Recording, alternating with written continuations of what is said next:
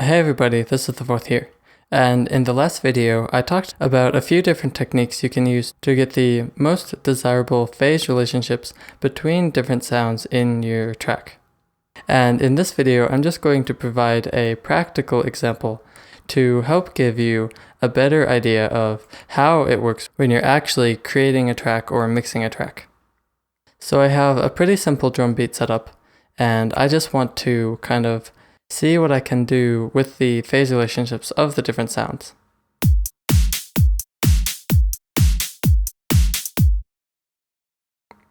Now, the first thing I notice right away is that this snare here isn't really punching quite right when it plays with that kick.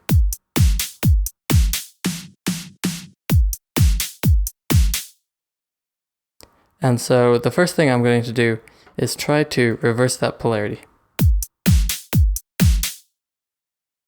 And right away I can hear that it sounds better. That punch is now coming through the mix properly.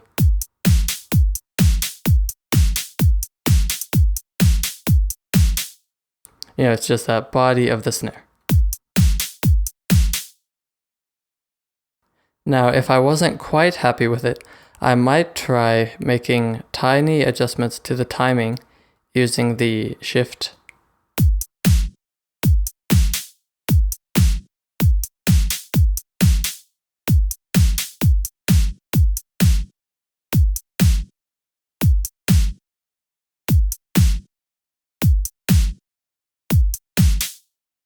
And to me, it sounds best without that shift in the timing.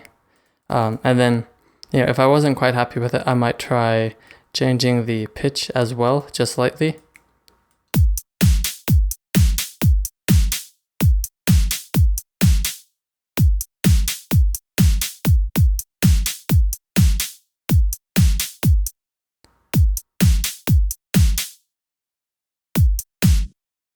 So I think I do kind of like it a little bit better with a slight increase in the pitch. And I'm not going to take the time to perfect it in this video, but I could definitely play around with it a lot more and get it just right using that pitch as well. But to me, this sounds pretty good right now.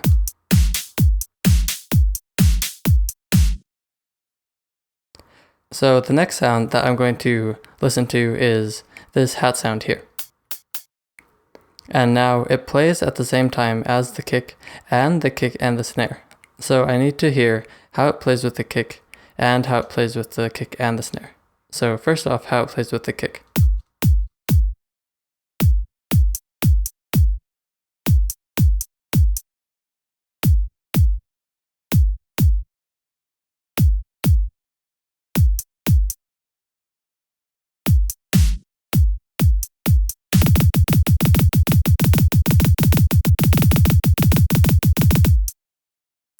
And there's not really a huge difference.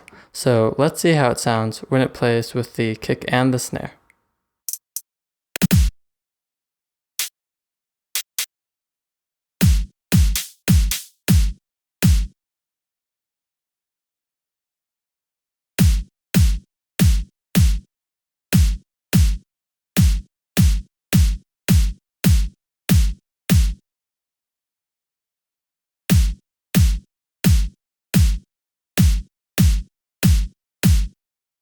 And I can hear a very subtle difference. It's very subtle, and it could sound good either way depending on what your preference is. For me personally, I kind of like how it sounds reversed, because it does sound like it tightens up the snare in the higher end just a tiny bit. I don't know how well you can hear that, but I can hear it a little bit. And so I'm happy with that. I don't need it to sound any better than that. That sounds fine to me. So I'm just going to leave it with that reverse polarity and call it good. Now, next up, I have these two hats, which play together, but they don't play with any of the other sounds. So I'm going to solo those and see how they sound together, and try reversing the polarity of one and just see what happens.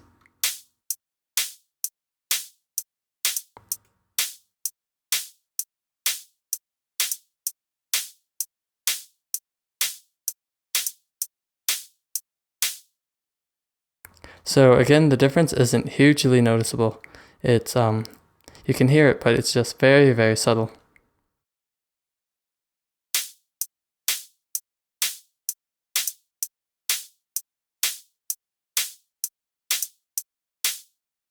With the reverse polarity, it sounds a little bit brighter, I guess, is how I might say it. So it sounds fine either way, but I want to listen to it with the full drum beat to see if either character is more preferable with the rest of the beat.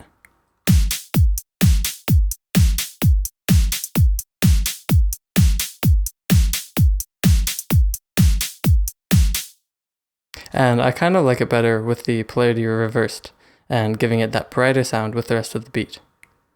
So, it's really subtle, but these kind of differences and these changes, if you pay attention to them and really get things sounding as good as they can to you, will really make the difference between, a good mix and a great mix.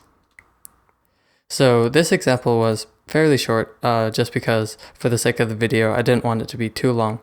But with certain beats, you might have a bunch of other sounds layered together, and you could do this with your synthesizers as well, or anything that you want. You could try out different things and see if they create a better phase relationship or not.